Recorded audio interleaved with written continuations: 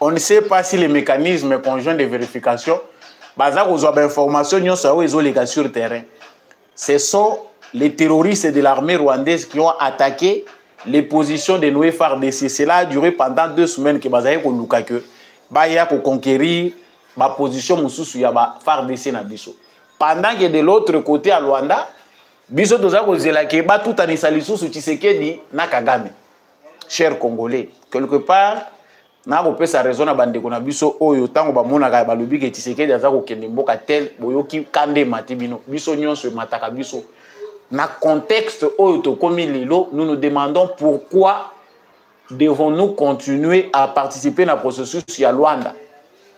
La ministre des Affaires étrangères a lobi na radio Top Congo que nous espérons les retraits des troupes congolaises des troupes rwandaises sur le sol congolais. Tango na rencontre ezali prévue entre Félix Tshisekedi na Kagame parce qu'il ne s'agit pas là de traiter avec un mouvement rebelle ou un mouvement terroriste ou ezali M23, mais nous traitons avec un État qui viole la charte des Nations Unies ndenge yaza koloba. Moni lopoto ya ba diplomate ngana lingaka ngote. Ba diplomate ba pesaka kanda parce que ba tournure oyo bango ba betaka ko betaka munoko. Oyo ba betaka ngonga nyonso ezalaka nango trop parler pour ne rien dire parce qu'ils ne veulent pas dire ce qu'est le fond de leur pensée. Ils sont obligés de créer des termes pour cacher certaines choses. C'est ça le travail des diplomates. Mais nous avons besoin de la vérité. Biso ba Congolais tolingi toyeba vérité. Est-ce que processus ya Luanda et comme la biso bonheur? La réponse, moi je l'ai dit, nous l'avons déjà évoqué plusieurs fois. Toza kozonge la kayango processus ya Luanda et salami nango pona bisote. Les gens qui nous ont imposé ces processus, Tshisekedi ata aza ko kende fo boyeba que pour sa vie, pour sa stratégie, il est obligé d'y aller même si ezali nango aza ko kende na mutema na ye mobimba te. Tshisekedi azaki nangola, nous avons interprété les faits pour ceux qui comprennent bayeba que Tshisekedi des fois kendaka te parce qu'il va trahir le Congo mais kendaka avec un langage diplomatique. Lorsque accueilli makambu ya Biden na yebi nango keza nango na importance te mais pona kende ko kotisa te ba tchanga ina liste te ba koma kombo langa na big rouge na kende kaka mais na sala ndenge nini ala teli bango chemise bango nyonso na ba veste c'est que circonstance événement ya malamu mais ya lati na ye chemise na ya bimi. Nous en avons parlé, c'était un langage diplomatique, ça veut dire je suis pas là. Bosa na bino makambu to sala mais diplomatiquement parlant ça montre que nous avons d'autres priorité na biso ezali paix, priorité na biso ezali sécurité. O bino bota la wana eza ko ya ko kota na sima. Mais pour na biso eloko est important c'est l'est du Congo et il en a parlé. Donc on a contexte sur le processus ya Luanda, ils nous ont imposé cette aventure sachant que les temps passent. Tant que biso ça rappelle présent c'est que dit que yeba pe que cha chrono na ndako na yo ya munene. Chrono penda we la kisaka ba seconde na ba tiers.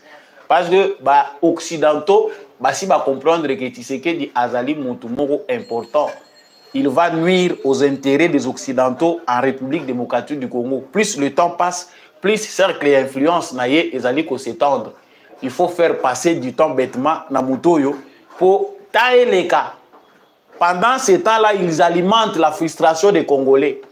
Tshisekedi fait, hein, c'est comme s'il ne faisait rien parce que les Congolais belé tout se résume au ventre. Et même au ventre, là, il faut que les visuels pour satisfaire ma boumunabiso.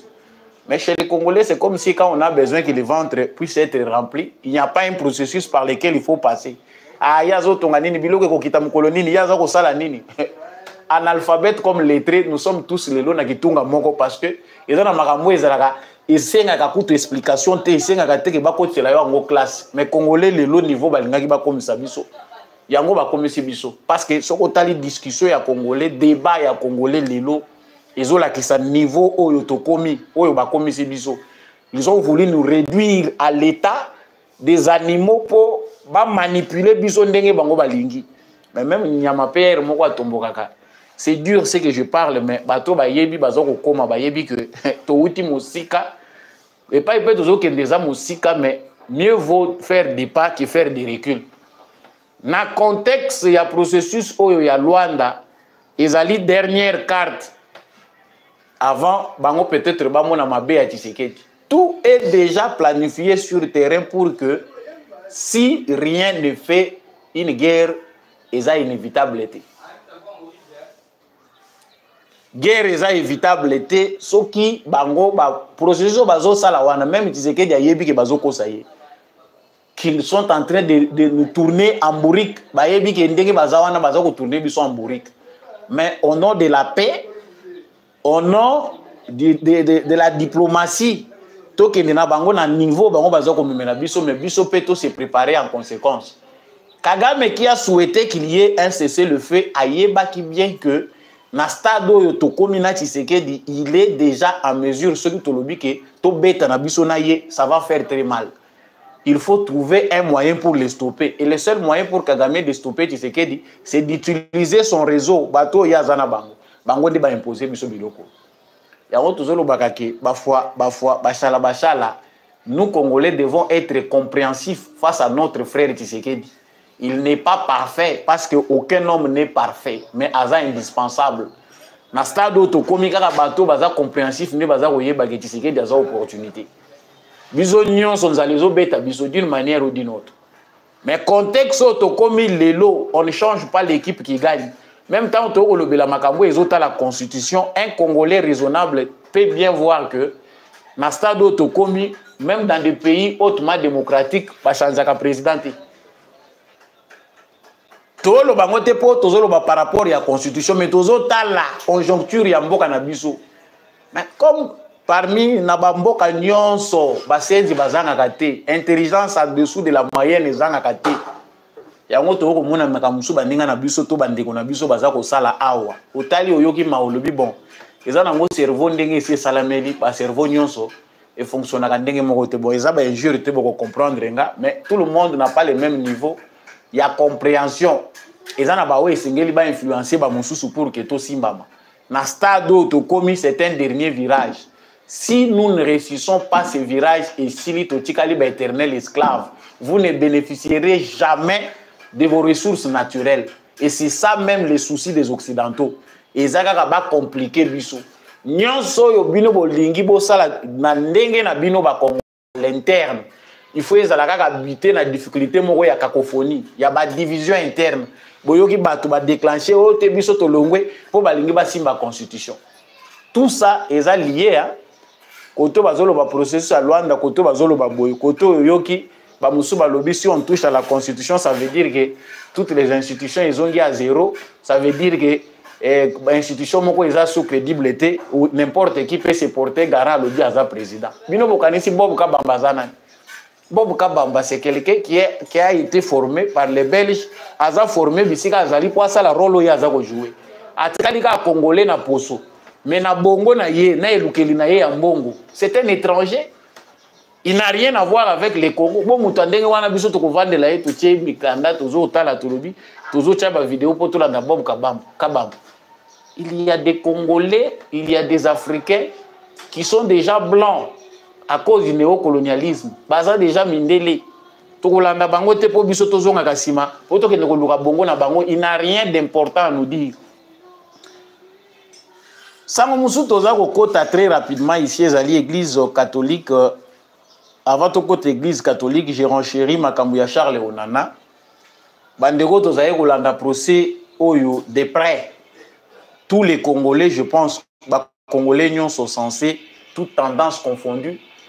To zalaki na sima ya auteur oyo écrivain Charles Onana pour azali moko pe parmi bato oyo sur le plan international bazali ko bunda pona ko rétablir vérité wana yango elukeli makambo ba réseau ya mafia ba réseau ya protection ya régime sanguinaire ya Paul Kagame ba s'acharner sur cet auteur Charles Onana pour ba porter plainte baké na ye na justice que mukanda na ye ezali négationnisme contre les génocides bango basi ba créer na ba terme ya bango ba puyaka pona ko se sécuriser toyebige tosi toyebi na biso ke batuti na Kagame ils ont créé une forme ya donc ba koma le rôle ba juif to ba israélien ya Afrique ba créer processus moko ya victimisation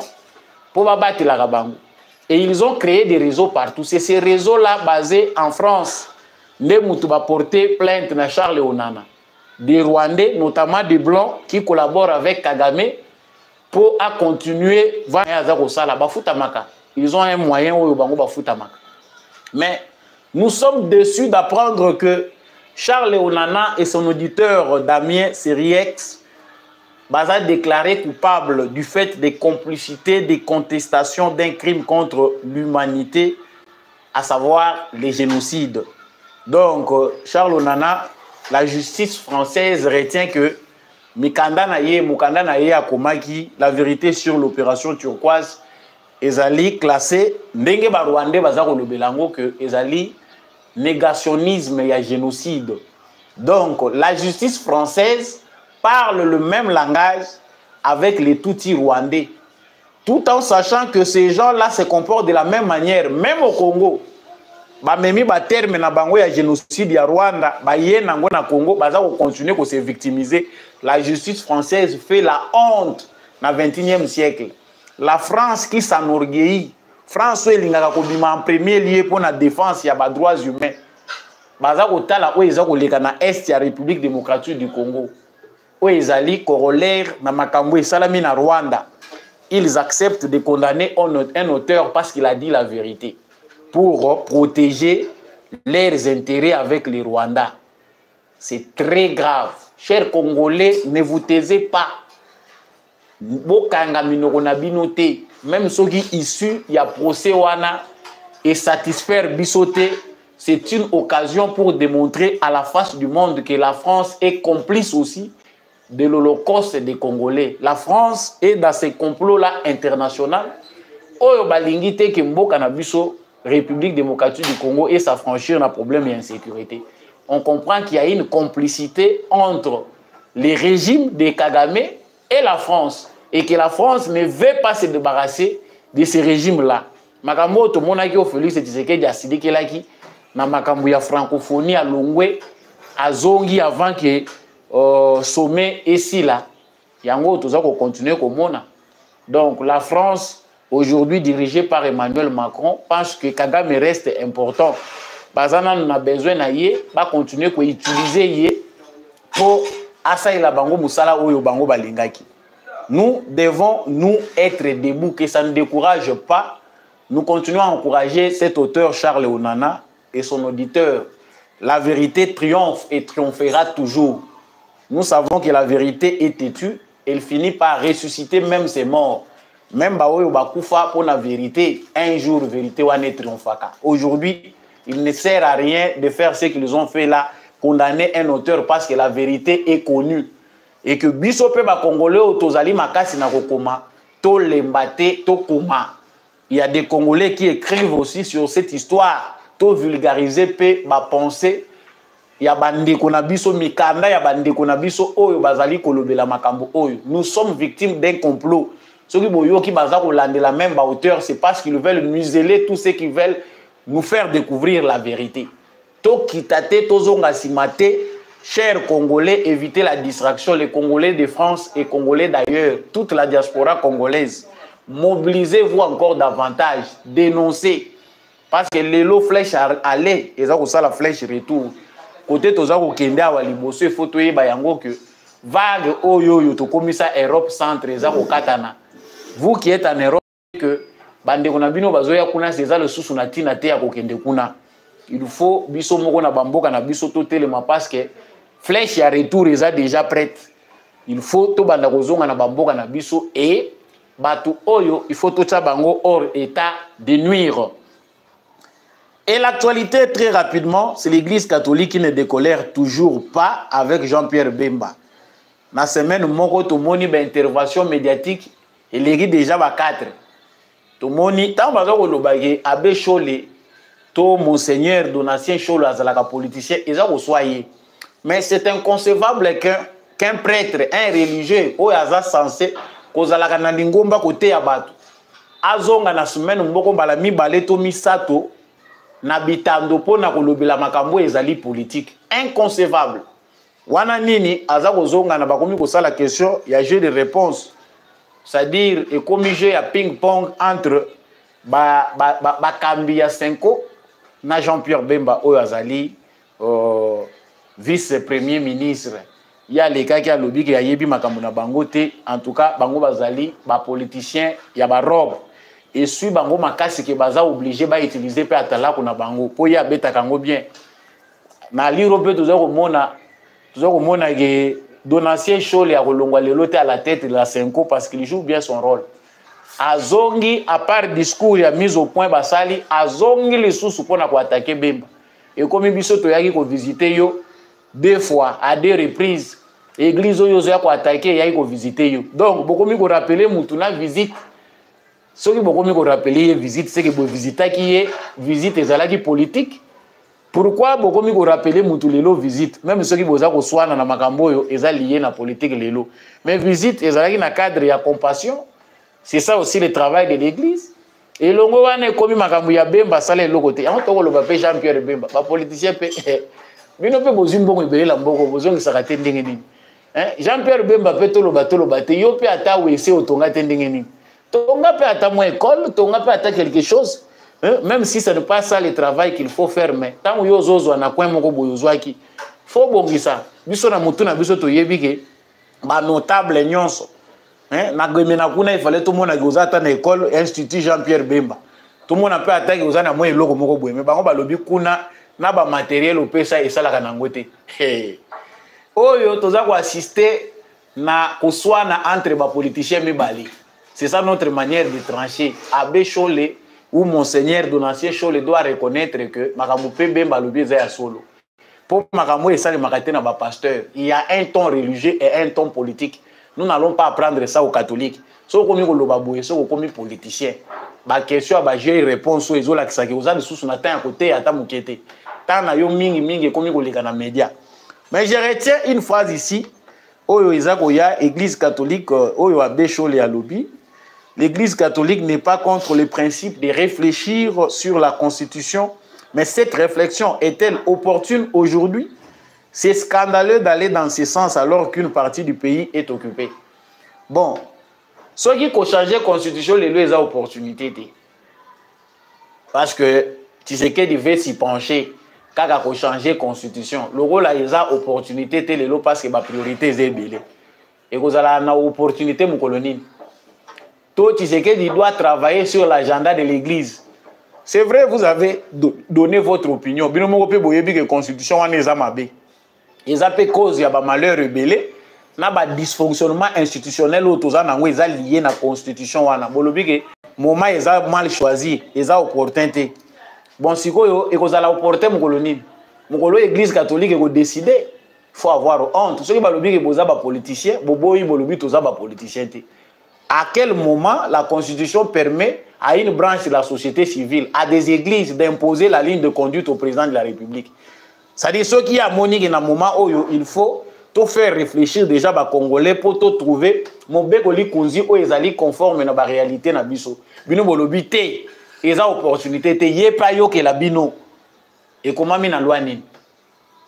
Les Congolais qui ont compris savent déjà que makambo mususu Bemba Jean-Pierre Alobi ezali na motu ya makasi. Ezali très important pour que les Congolais savent que l'obita on changer constitution na biso to réfléchir peu sur makambo oyo rôle ya église ezanini na mboka parce que deux fois toza ko mona ke ba pasteur na ba prêtre ba profiter pe na désorganisation politique ya mboka na biso pona ko sala politique mais na lolenge moko ya manœuvre moko propre na bango bino bozo mona ka mutu pasteur na bino mais ye kwa nzoliele koma na ngo ya politique. Est-ce que nous devons laisser cette aventure-là comme ça ou bien devons-nous fixer des limites? Même si un jour, tu as signé que Bazali, société civile et Mboka Nabiso, leur voix aussi compte, ils ne sont pas des acteurs politiques où il faut passer la politique courante. À chaque moment, où Biso tu as abordé ce sujet, comme on dirait Bangonde, Moutuba, comme on peut sa ligne de conduite. Nasuki si awa na mesure ya Constant Mutamba concernant le banditisme urbain. Constant Mutamba lobi bato nyonso oyo bilenge nyonso oyo bazali kosala kuluna babandi wana urbain bayeba que mingi bakobanda ko condamner à mort pe ba exécuter bino ba bomi bino. Donc il n'est plus question que ba prison etonda. Il est maintenant la question que ceux qui bazuyo, ceux qui ba fait ezali grave, eza vérifié, ba condamner à mort pe oleki kuna ba ko diembika yo to ba ko beta yo masasi selon ndenge loi congolaise et lobby. Mais tant qu'on peut toujours dans les faits, on se pose la question si notre gouvernement bazali vraiment qu'on s'imposer le gouvernement d'un État souverain. C'est comme si quelque part, toujours au monde, on dirait peine de mort na biso, et zali nango kaka mesure administrative et le bagi vice-président de l'Assemblée nationale. Na yoka soni mokoloango, le la passé Roland Dalo ya kozala congolais. Biso tosi to longoli peine de mort na moratoire. Le président de la République a lobby peine de mort et les sous na moratoire. Mais le vice-président de l'Assemblée nationale va dans un forum ou un sommet, je ne sais pas, à l'extérieur du pays. Il se justifie, il dit à lobby peine de mort et à mesure administrative. C'est les gens qui ont fait, mais bolongola qui ont un moratoire pour l'année.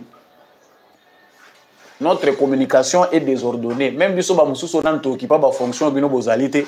Tokoye ba gérer communication ba communiquer ka boyete et si ka oza flou yebité ba kangaka monoko lobby ata demo au lobby notre gouvernement a déjà communiqué sur cette question au kangi monoko mais na Congo mutu nyonso ali koloba la question qu'on pose à Constant Mutamba ezali que plus il y a beaucoup de déclarations plus pe ba mesure pe comme inefficace ba déclaration il faut ezala muke mingi musala eleka ebeli tozoko yoka ba mesure tozoko yoka tokosala boye mais plus ezoko koma ebele et que salamité et comme il peut souci biso tozana besoin au monde peine de mort ezala exécuter quand on tue informez-nous à la RTNC même si ba kolekisa ngwa en live mais informez-nous à la RTNC 3 4 5 personnes viennent d'être exécutées sur base du jugement rendu parce que après tout ça tu dis que recours ezalaka ezana temps moko ba pesaka pour que recours seulement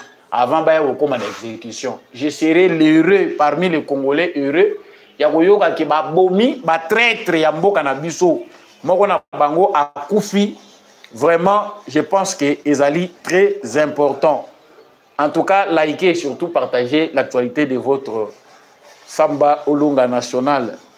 Donc, likambo pe musuto ko lobela par rapport ya phénomène kuluna ezali que dans une ville de 20 millions d'habitants beaucoup kanga beaucoup lemba parce que chômage est l'équi. Tout le monde en connaissance des causes. Il y a des points dans la capitale congolaise oyo basiat na basusiat ya la police ils ont servir ne loroté. Ba policier ba kengela kana bango mituka na ba moto parce que ba kolo ba moto na ba mituka ba kana bisika ya kolali sangote. Ba bisika ba susiat et commander bisika ba to ba moto na ba mituka we ezangi bisika ko tsana bandako ba koma kolala. Donc, policier Kouloune et Zobundamaye pas observer le roi population nyonso. Il y a un besoin croissant de nombre de policiers au pays baza professionnel dans la ville à Kinshasa. Boti kabilo ko mususu bozo pesa président ba rapport ministre intérieur Jacques Chabani to lingi to mona ke la police est à recruter pas dans les universités pour convaincre les jeunes congolais que police oyo to lingi to sala eza police oyo et pour garantir pe vie sociale ya malamu pona bino. Oui, que les intellectuels et les s'enrôler dans la police. Les Congolais ordinaires savent que la police n'a pas fini de la parce que les recrues, il y a une époque à Kabila na Souka ou avant Kende. La majorité, ce sont des gens qui sont policiers. So contribuer à un changement de mentalité. C'est quelque chose qu'on ne comprend pas. Et toza kosuki sa awa pona koloba que cher gouvernement, monsieur le président de la République, et mourajo pona ko stopper ngo eza ko senga ba mesure moko urgente. Kinshasa kaka na coin oyo to kangama liboke ici et tondi. Trouver un problème pour voir qu'est-ce qu'il faut faire avec les jeunes oyo baza pour la plupart désœuvrés dans la ville de Kinshasa. Bangonde baza cause ya phénomène ya kuluna. Si nous touchons la constitution, on ne veut pas. Les Koulouna, les Congolais, les jeunes Congolais, les Kébélés, ça produit injustice sociale. Plus on aura des jeunes comme ça qui grandissent et belés dans la nature et qui n'ont rien à faire, sachez que les solutions et vous allez kokanga bango te. Et puis l'eau mususu est important pe ezana bamboka baninga. Biso to lobake ko boma bango il faut que boma bango ka so basambisi bango te. Sous d'autres cieux basimba ka policier na nzoto te. Ba payo baza ko loba ba pays des droits wana to moni kaka mutu conducteur ya véhicule bien conducteur mutu aza ko conduire voiture parce qu'il a sali kaka refus à tempérer policier braqueur malobi kita boyi ko kita ba betie masasi. Un gamin de 18 ans. Mais chez nous, on a un colonne avec machette. Ou aza ko papa policier o aza na munduki machette na mutu policier azoki pa ke ko kufa na ba blessure na ye. Signer une ordonnance. Toko tsango na mobeko na biso bakangi yo na machette osimbi machette. L'ordre ezali que policier o yebisi kuluna na lance voa boaka machette lala na se. Aboyi ko boaka ko lala na se bete masasi na nzoto. Et on pense que c'est aussi une façon de contribuer pour que les jeunes qui non, je ne peux pas faire Barobomanga. Ceux qui en se basant sur les lois, on a déjà armé, il faut pas bomayo, on a dangereux pour la société. C'est aussi une façon de renforcer notre police pour éviter que les policiers merci Nabino Bandeko Nyonso Boponi Kolanda Comme Télévision. En tout cas, beau liker, beau partager vraiment actualité Nabino Samba Olonga comme toujours. Bon début de semaine Nabino Nyonso Boza Kolanda Biso à travers le monde entier. Merci à vous de nous suivre de partout. En tout cas, meilleur visa déjà au Banda Kalamingi Totokota 2025. Merci à tous ceux qui s'abonnent et qui s'ajoutent dans notre grande famille. La famille GCAM Télévision et la famille Debout Congolais. N'hésitez pas à appeler Samba Olonga pour nous faire des cadeaux pour nous soutenir l'émission Nabino. Matondo nande kombi à chaque fois na caméra et na réalisation pour être émission et comme habitando Nabino. Je remercie beaucoup l'apôtre Gérard Kabeachovo. Merci à papa Maurice Kikangala. Merci à l'homme de la vérité des urnes. Jean-Louis Chimbalanga. Merci à papa Boniface Mpunga. Papa Freddy Ngwama, papa Boniface Mpunga, Matondo Mingi, na mama Bilbilonda, mama Lisette Mombendu, mama Rose Sirikari. En tout cas, merci na peur na organisation na ye, Matondo Mingi, na bandeko nyonso yo bopona GCAM Télévision, na bomoko pe na bolingo, nde Congo na biso ko yeba ko kende liboso. Vraiment wazalendo na motema, FARDC na motema tozana bino elongo. Tokutani prochainement na émission mosusu. Mbote. Gloire. Nando sa musala na garage. Ena sa mutuka. Elo ndi mutu kotanga na liso. Nande provoquer maladie o. Mais totambola hôpital minene. Bale bisoka mbongo. Si le loso sezo mite. Tina ba Serge Joseph wana to kindaki mbongo ekufi mais na mitu wa transfert bisoka na campus. La campus ndi siko ni mbongo ezati. Wana fa na rana ndako. Fe ba opéra ngo. Ba ta vidéo basunga poso batinga boye. Emi banga vraiment la passe. Boti kaka. Na boti bango 5. Basi 4 mobali kaka ye moko. Na chake na musala ya garage. Po lobi asunga ngai. Nazana mutu te awa na mboko kisasa. Na papa te, mama te, ndeko te. Eza kaka mwasi na nga na bana. Lelo tala mwana na chaki motema. Mwana eko kuma na kuya boy. Na ebite soki eza nzela nzambe soki pe eza nzela bato amuki. Me na sali oyo papa asala kapona mwana. Na bandi na wileri na kochi wileri a transfer nga kitambo. Na lungwe kitambo a transfer nga Saint Joseph na sali nyonso. Scanel na potisiye na bimisi mbongo. Soki ba 750. Sans compter o nyonso to ya bakisi nyonso. Na mati d'état. Donc na sali kaka ndingi papa salaka na bana na ngai. Donc ndingi nazali awa na suki nazali suna makokite. Makokizate. Nazo senga. Na bakonzi ya mboko oyo. Na bakonzi ya mboko oyo basunga nga nazana makokite nazana mutu akene kotelema te ndeko te nani te vraiment nzambe asime mitema na bango basunga ngai basunga ngai vraiment na pe numéro à téléphone ezali 082 87 444 32 na suka 082 87 444 32 na suka. Ah, besoin na avenue. Besoin na avenue Kitwingi numéro 100. Quartier. Quartier nini? Kalunga, quartier Kalunga. Commune Selembao. Ok, merci. Ce sont ces gens-là, les biso tous qu'on vend pour le belaka tout ça la analyse sur information bango bazoyer la biso. Aujourd'hui, nous avons la possibilité d'analyser tout ce que ces gens-là font et puis qu'on relie bango qu'on comprendre qu'ils appartiennent à un même réseau. Pourquoi aujourd'hui les gens que je viens de citer, Boujakera, Boyebié Malamu, Stanis Boujakera, Kangamagiawa, Banda Bimale Banda, il pense que il tient sa revanche sur le gouvernement congolais. Lui ne communique que les malheurs du Congo. Awa Steve Wimbi, journaliste wa Kabila Oyo, Yepe, a rejoint Kuna, lui c'est le M23. Tout ce qu'il va toujours dans le sens de vous montrer que Tshisekedi doit négocier. En tout cas, le M23 gagne du terrain, il n'y a pas de possibilité. Yango combat Oyo, tous allez mener jour et nuit contre la République Oyo Baza, il y a interne qui se disent congolais, mais qui font partie d'un réseau rwandais pour désinformer les Congolais.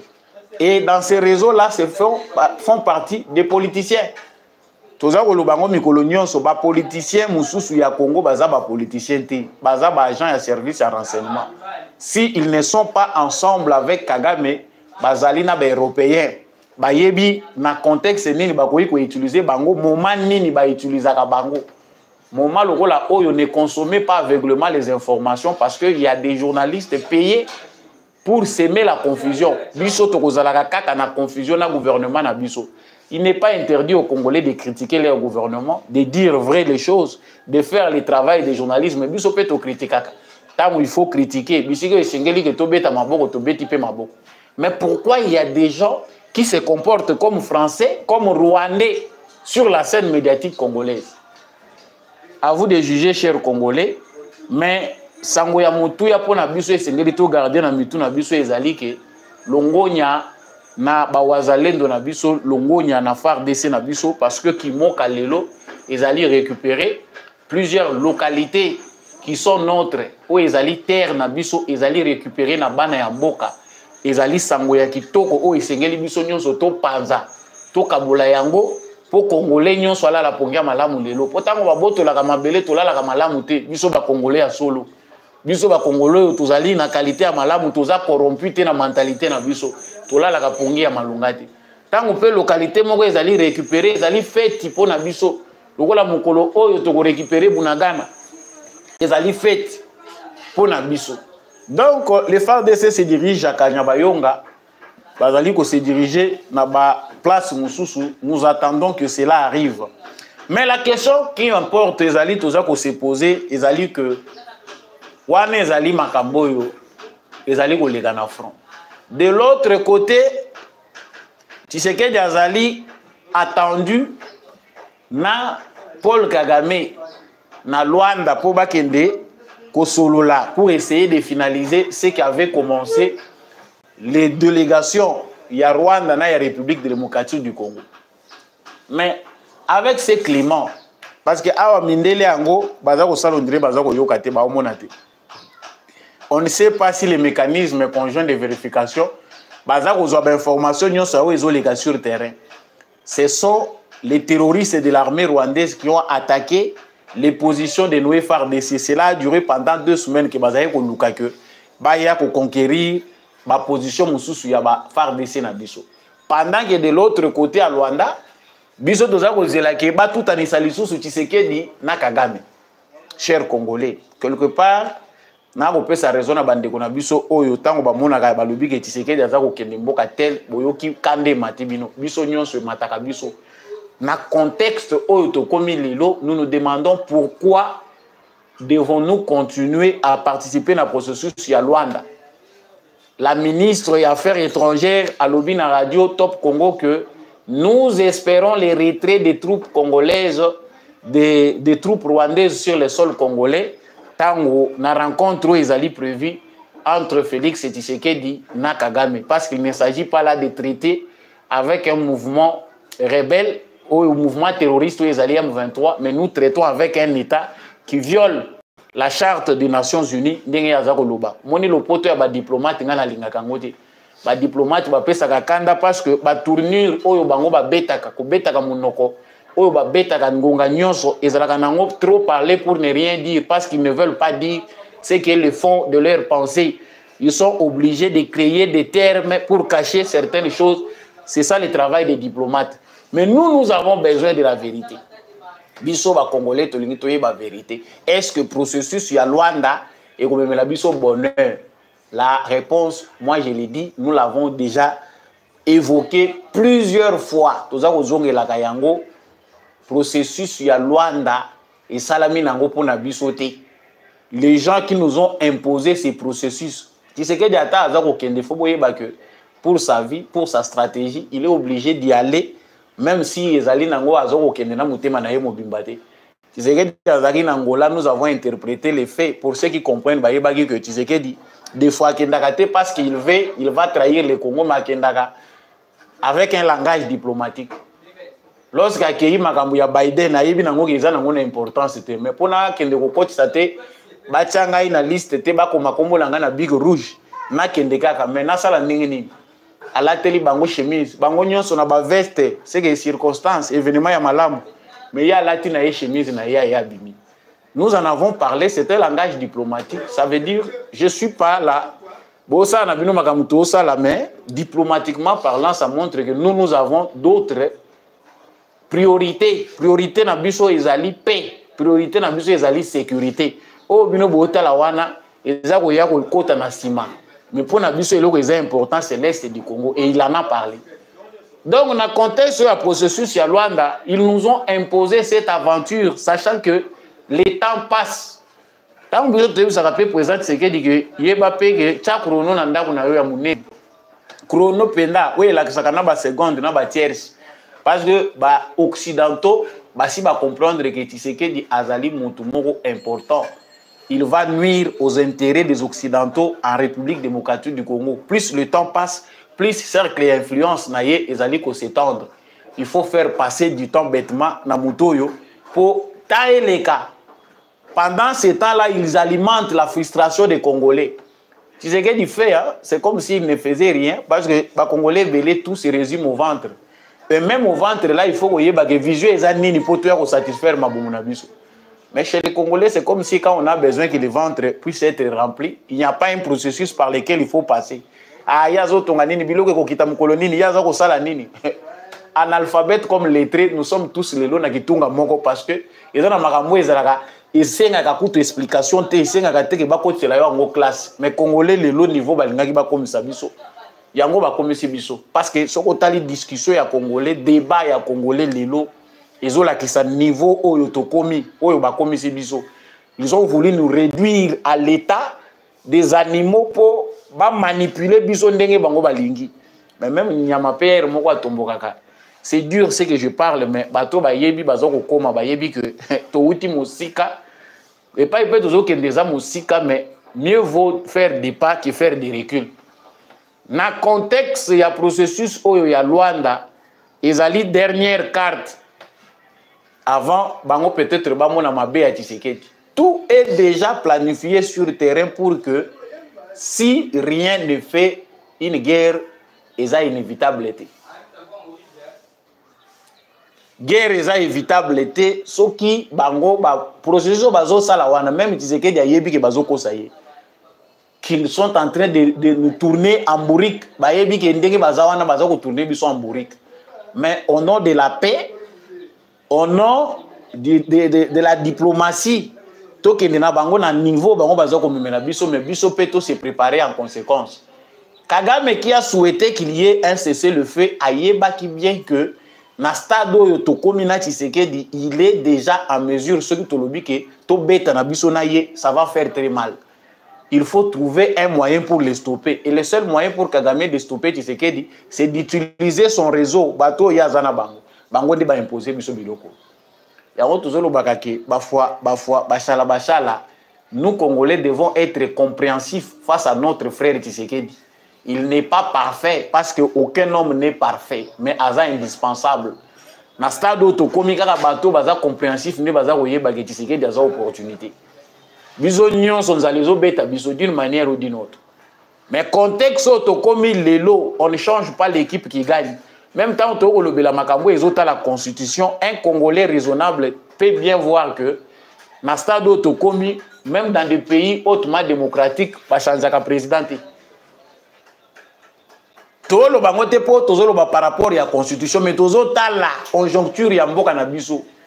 Mais comme parmi Nabamboka nyonso, basenzi bazanga kate, intelligence en dessous de la moyenne zanga kate. Yango to ko mona makamusu bandinga na biso to bandeko na biso bazako sala awa. Otali oyoki maolobi bon. Eza nango cerveau ndenge esi salameli ba cerveau nyonso et fonctionne ka ndenge moko te bon. Eza ba injure te boko comprendre nga, mais tout le monde n'a pas le même niveau. Il y a compréhension. Et ça n'a pas influencé pour que tout simbama. Dans le stade où c'est un dernier virage. Si nous ne réussissons pas ce virage et si l'itotikali est éternel esclave, vous ne bénéficierez jamais de vos ressources naturelles. Et c'est ça même les soucis des Occidentaux. Et ça va compliquer biso. Nyonso yo bino bolingi bo sala na ndenge na bino ba l'interne. Il faut habiter la difficulté moko ya cacophonie, il y a ba division interne. Boyoki batu ba déclencher o te biso to longwe po balingi ba simba constitution. Tout ça est lié à koto bazolo ba processus à Luanda, koto bazolo ba boy, koto yoki ba musu ba lobby si on touche à la constitution, ça veut dire que toutes les institutions ils ont à zéro, ça veut dire que institution moko eza sous crédibilité ou n'importe qui peut se porter garant lobby à sa président. Bino bokanisi Bob Kabambazana. Bob Kabamba, c'est quelqu'un qui a été formé par les Belges, a formé Bissika Azali pour ça la rôle où il a joué. Atalika Congolais na poso, mais na bongo na ye, na elukeli na ye en bongo. C'est un étranger. Il n'a rien à voir avec les Congo. Bon, mutandenge wana biso to kovande la ye to tie mikanda tozo tala tolobi, tozo chaba vidéo pour tout la na Bob Kabamba. Il y a des Congolais, il y a des Africains qui sont déjà blancs. À cause du néocolonialisme, baza déjà mindele. Tokolanda bango te po biso tozonga kasima, po to kende koluka bongo na bango, il n'a rien d'important à nous dire. Sango musu toza ko kota très rapidement ici ezali église catholique. Avant to kota église catholique, j'ai renchéri makambu ya Charles Onana. Bandeko tozaye kolanda procès oyo de près. Tous les Congolais, je pense, ba Congolais nyonso censés, toutes tendances confondues. To zalaki na sima ya auteur oyo écrivain Charles Onana pour azali moko parmi bato oyo sur le plan international bazali ko bunda pona ko rétablir vérité wana yango elukeli makambo ba réseau ya mafia ba réseau ya protection ya régime sanguinaire ya Paul Kagame ba s'acharner sur cet auteur Charles Onana pour ba porter plainte baké na ye na justice que mukanda na ye ezali négationnisme contre les génocides bango basi ba créer na ba terme ya bango ba puyaka pona ko se sécuriser toyebige tosi toyebi na biso ke batuti na Kagame ils ont créé une forme ya donc ba koma le rôle ba juif to ba israélien ya Afrique ba créer processus moko ya victimisation pour battre la Rabango. Et ils ont créé des réseaux partout. C'est ces réseaux-là basés en France. Les Moutouba porté plainte à Charles Onana.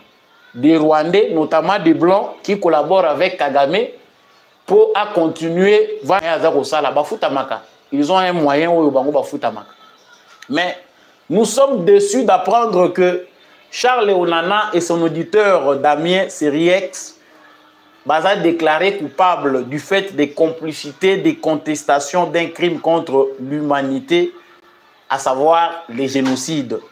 Donc, Charles Onana, la justice française retient que Mukanda Naye Akomaki, la vérité sur l'opération turquoise, ezali classé ndenge ba Rwandais baza kolobelango que ezali négationnisme et génocide. Donc la justice française parle le même langage avec les Tutsis rwandais, tout en sachant que ces gens-là se comportent de la même manière, même au Congo. Bamemi ba terme na bango ya génocide ya Rwanda, ba yenango na Congo, baza ko continuer ko se victimiser. La justice française fait la honte na 21e siècle. La France qui s'enorgueillit, France elingaka ko bima en premier lieu pour la défense ya ba droits humains. Baza ko tala o eza ko leka na est ya République démocratique du Congo. O ezali corollaire na makambo esalami na Rwanda. Ils acceptent de condamner un auteur parce qu'il a dit la vérité, pour protéger leurs intérêts avec les Rwandais. C'est très grave. Chers Congolais, ne vous taisez pas. Même ceux qui issus, il y a procès wana et satisfaire bisoté, c'est une occasion pour démontrer à la face du monde que la France est complice aussi de l'Holocauste des Congolais. La France est dans ces complots-là internationaux. Oyo balingi te ke mboka na biso République démocratique du Congo et s'affranchir d'un problème d'insécurité. On comprend qu'il y a une complicité entre les régimes de Kagame et la France, et que la France ne veut pas se débarrasser de ces régimes-là. Makambo to monaki o Félix Tshisekedi asidiki laki na makambo ya francophonie à Longwe azongi avant que sommet ici là. Yango toza ko continuer ko mona. Donc la France aujourd'hui dirigée par Emmanuel Macron pense que Kagame reste important. Bazana on a besoin na yé ba continuer ko utiliser yé pour asaila bango musala oyo bango balingaki. Nous devons nous être debout, que ça ne décourage pas. Nous continuons à encourager cet auteur Charles Onana et son auditeur. La vérité triomphe et triomphera toujours. Nous savons que la vérité est têtue, elle finit par ressusciter même ses morts. Même Baoyo Bakoufa pour la vérité, un jour la vérité va triompher. Aujourd'hui, il ne sert à rien de faire ce qu'ils ont fait là, condamner un auteur parce que la vérité est connue. Et que bisope ba Congolais otozali makasi na kokoma, to lembate, to koma. Il y a des Congolais qui écrivent aussi sur cette histoire, to vulgariser pe ba pensée. Ya bande konabiso mikanda, ya bande konabiso oyo bazali kolobela makambo oyo. Nous sommes victimes d'un complot. Ceux qui boyo qui baza kolande la même hauteur, c'est parce qu'ils veulent museler tous ceux qui veulent nous faire découvrir la vérité. To kitate to zonga simate, chers Congolais, évitez la distraction. Les Congolais de France et Congolais d'ailleurs, toute la diaspora congolaise, mobilisez-vous encore davantage, dénoncez. Parce que les lots flèches allaient, et ça la flèche retour. Côté tozako kende a waliboso il faut toye bayango que vague oyo yo to komisa Europe centre ezako katana. Vous qui êtes en Europe que bande kona bino bazoya kuna c'est le susu na tina te ya kokende kuna. Il faut biso moko na bamboka na biso to telema parce que flèche ya retour est déjà prête. Il faut to banda kozonga na bamboka na biso et batu oyo il faut to tsa bango hors état de nuire. Et l'actualité, très rapidement, c'est l'Église catholique qui ne décolère toujours pas avec Jean-Pierre Bemba. Dans la semaine, moko tomoni ba intervention médiatique, il est déjà ba 4. Tomoni, tant bazo kolobage abbé Cholé, to monseigneur Donatien Cholé azalaka politicien, ils ont soyé. Mais c'est inconcevable qu'un prêtre, un religieux, ou aza censé kozalaka na lingomba côté ya bato. Azonga na semaine moko bala mibale to misato. Nabitando po na kolobela makambo ezali politique inconcevable. Wana nini aza kozonga na bakomi ko sala question ya jeu de réponse. C'est-à-dire et comme jeu ya ping pong entre ba kambi ya Senko na Jean-Pierre Bemba oyo azali vice-premier ministre. Ya les cas qui a lobby ki ya yebi makambo na bango te, en tout cas bango bazali ba politicien ya ba robe. Et si bango makasi ke baza obligé ba utiliser pe atala ko na bango po ya beta kango bien na liro pe tozo ko mona ke Donatien Cholé a kolongwa lelo te à la tête de la Senko parce qu'il joue bien son rôle. Azongi à part discours ya mise au point basali azongi les sous pour na ko attaquer Bemba.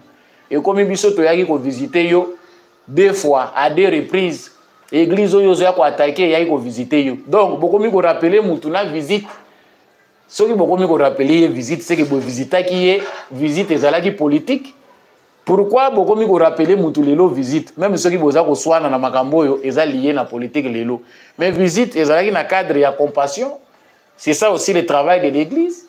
Et longo wane komi makambo ya Bemba sale lo côté. En toko lo bapé Jean-Pierre Bemba, ba politicien pe.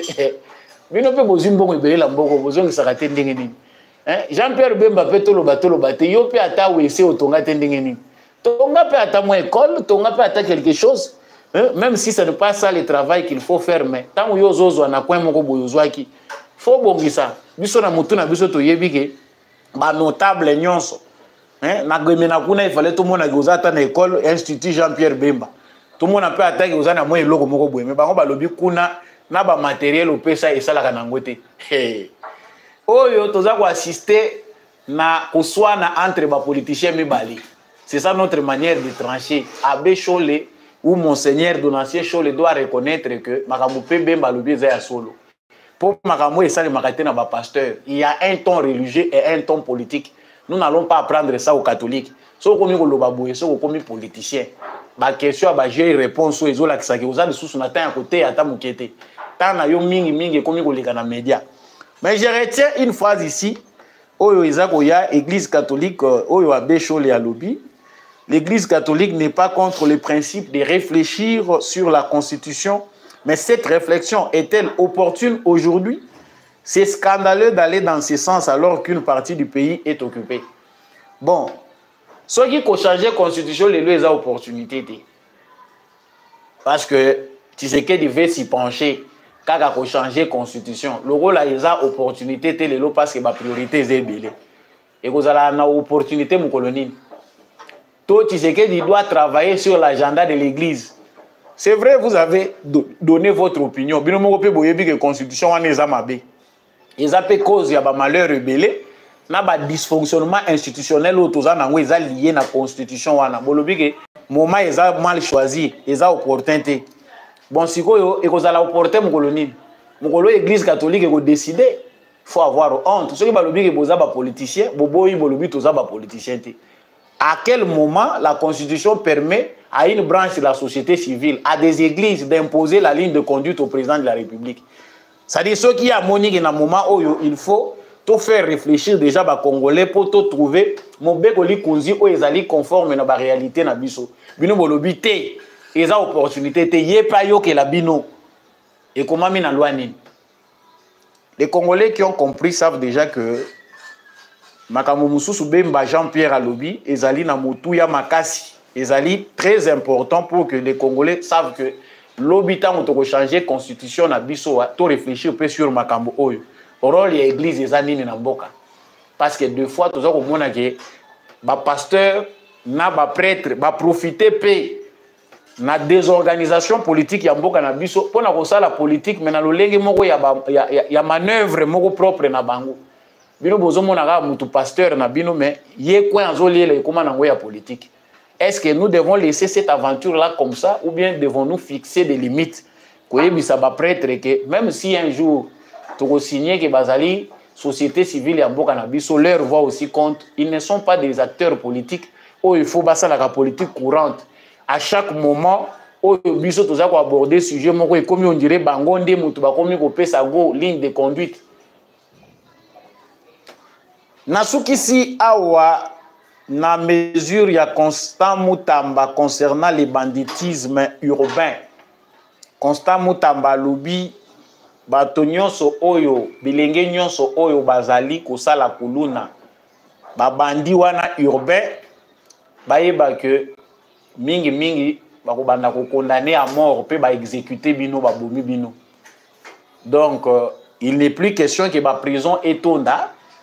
Il est maintenant la question que ceux qui bazuyo, ceux qui ba fait les ali graves, ils ont vérifié, ba condamné à mort pour les qui kuna, ba ko diembika yo, to ba ko beta yo masasi selon les lois congolaises et lobby. Mais tant qu'on peut toujours côté là dans les faits, on se pose la question si notre gouvernement, balobaka ndenge nini, bazali vraiment ko s'imposer le gouvernement d'un État souverain.